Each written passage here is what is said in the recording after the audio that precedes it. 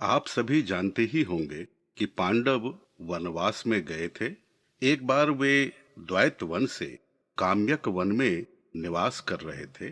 तभी वहां पर महान ऋषि मार्कंडेय जी आए।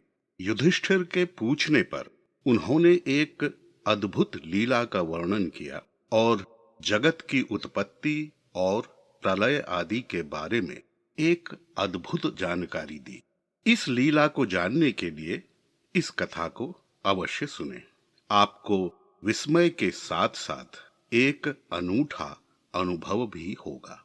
महाभारत की अद्भुत कथाएं धारावाहिक 5 कथा 39 अद्भुत कथा भगवान बाल मुकुंद की महिमा। युधिष्ठिर के पूछने पर मार्कंडेय जी ने प्रलय का वर्णन करते हुए कहा, जब संपूर्ण पृथ्वी जलमग्न हो गई और समस्त प्राणियों से शून्य उस एकार्णवमय जगत में मैं अकेला ही मारा मारा फिर रहा था। एकार्णव के उस भयंकर जल में विचरते हुए जब मैंने किसी प्राणी को नहीं देखा तो बड़ी व्याकुलता हुई। उस समय आलस्य शून्य होकर मैं तैरता हुआ पूरी तरह से थक गया। तभी सहसा मैंने उस अगाध जल राशि में एक विशाल बरगद का वृक्ष देखा। उस वृक्ष की एक चौड़ी शाखा पर दिव्य बिछौने सहित एक पलंग था, जिस पर एक अति मोहक बालक बैठा हुआ था। मुझे बड़ा विस्मय हुआ कि इस सारे संसार के नष्ट हो जाने पर भी वह बालक वहां कैसे सो रहा था। तीनों कालों का ज्ञाता होने पर भी मैं उस बालक के बारे में कुछ भी न जान सका और विस्मित सा देखता रहा। मुझे ऐसा देखकर उस बालक ने कहा, भृगुवंशी मार्कंडेय, तुम बहुत थक गए हो और विश्राम चाहते हो। तुम मेरे शरीर के भीतर प्रवेश करके विश्राम करो। उस बालक के ऐसा कहने पर मार्कंडेय जी को उनके दीर्घ जीवन और मानव शरीर पर बड़ा खेद और वैराग्य हुआ। तभी सहसा उस बालक ने अपना मुंह खोला और परावश की भांति मार्कंडेय जी उसमें प्रवेश कर गए। उस बालक के उदर में उन्हें समस्त राष्ट्रों एवं नगरों से भरी हुई सारी पृथ्वी, आकाश, दिव्यलोक आदि दिखाई दिए। विस्मित होकर वे विचरते रहे और उन्होंने समस्त प्राणियों के साथ साथ यक्ष, गंधर्व, राक्षस, देवता आदि के दर्शन किए। वहां वह सब कुछ था जो सृष्टि पर होते हैं। ऐसा आश्चर्यजनक दृश्य देखकर मार्कंडेय जी विमुग्ध होते गए। वे भ्रमण करते करते थक गए, किंतु उन्हें अंत कहीं भी दिखाई न दिया। 100 वर्षों तक घूमने के बाद अंततः उन्होंने मन, वाणी एवं क्रिया द्वारा विधि पूर्वक उसी वरेण्य देवता की शरण ली। ऐसा करते ही वायु के वेग से उस बालक के मुख से बाहर आ गए। उन्होंने देखा कि वह बालक पूर्ववत उस बरगद की शाखा पर बैठा हुआ था। मुनि को पुनः विस्मित देखकर उस बालक ने कहा, मुनिश्रेष्ठ, क्या तुम मेरे शरीर में रहकर विश्राम कर चुके?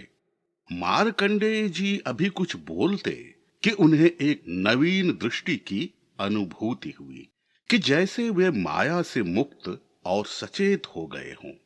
उन्होंने तत्काल ही उस बालक के सुकोमल चरणों को पकड़कर मस्तक लगाकर प्रणाम किया और बोले, भगवन, मैंने आपके उदर में सब कुछ देखा किंतु पार न पा सका।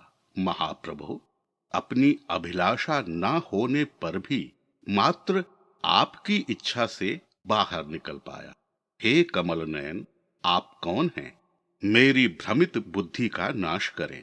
बालक ने कहा, तुम शुद्ध और व्रती हो, इस कारण मेरा तुम पर प्रेम है।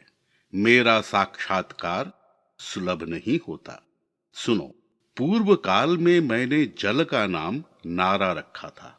वह नारा सदा मेरा अयन अर्थात निवास स्थान है।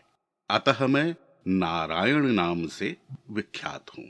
मैं नारायण ही सबकी उत्पत्ति का कारण, सनातन और अविनाशी हूँ। सृष्टि और विनाश करने वाला भी मैं ही हूँ। मैं ही विष्णु हूँ, मैं ही ब्रह्मा हूँ, मैं ही देवराज इंद्र हूँ, मैं ही राजा कुबेर तथा प्रेतराज यम हूँ। मैं ही शिव, चंद्रमा, प्रजापति, कश्यप, धाता, विधाता और यज्ञ हूँ। अग्नि मेरा मुख है, पृथ्वी चरण, चंद्रमा और सूर्य नेत्र हैं, द्युलोक मेरा मस्तक है, आकाश और दिशाएं मेरे कान हैं, जल मेरे शरीर के स्वेद से प्रकट हुआ है, दिशाओं सहित आकाश मेरा शरीर है और वायु मेरे मन में स्थित है। सत्य युग में मेरा शरीर श्वेत, त्रेता में पीला, द्वापर में लाल और कलयुग में काला होता है। सृष्टि और प्रलय का कारण मैं ही हूँ। यद्यपि मैं बालक नहीं हूँ, फिर भी जब तक ब्रह्मा नहीं जागते तब तक सदा बालक रूप धारण करके यहाँ रहता हूँ। मुनिवर, जब तुम मेरे शरीर के भीतर प्रविष्ट हुए और समस्त संसार को देखकर विस्मय विमुक्त हो सचेत न हो पा रहे थे, तब मैंने तुम्हें मुख से बाहर निकाल दिया था। सर्वलोक पितामह ब्रह्मा के जागने पर मैं उनसे एकीभूत होकर पुनः सृष्टि का निर्माण करूंगा। ऐसा कहकर बाल मुकुंद अंतर्धान हो गए। फिर जो मार्कंडेय जी ने देखा वह अति अद्भुत था। बाल मुकुंद के अंतर्धान होते ही नाना प्रकार की विचित्र प्रजा ज्यों की त्यों उत्पन्न हो गई। मार्कंडेय जी ने युधिष्ठिर से कहा, राजन, इस प्रकार उस प्रलय काल के आने पर मुझे यह बड़ा ही आश्चर्यजनक अनुभव हुआ था। मुझे जिस बाल मुकुंद जी का दर्शन हुआ था वे और कोई नहीं बल्कि तुम्हारे संबंधी भगवान श्री कृष्ण ही हैं। कुंती नंदन, इन्हीं के प्रसाद से मुझे दीर्घकालीन आयु और स्वच्छंद मृत्यु की कृपा मिली है और पूर्व जन्म की स्मृति का वरदान भी मिला है।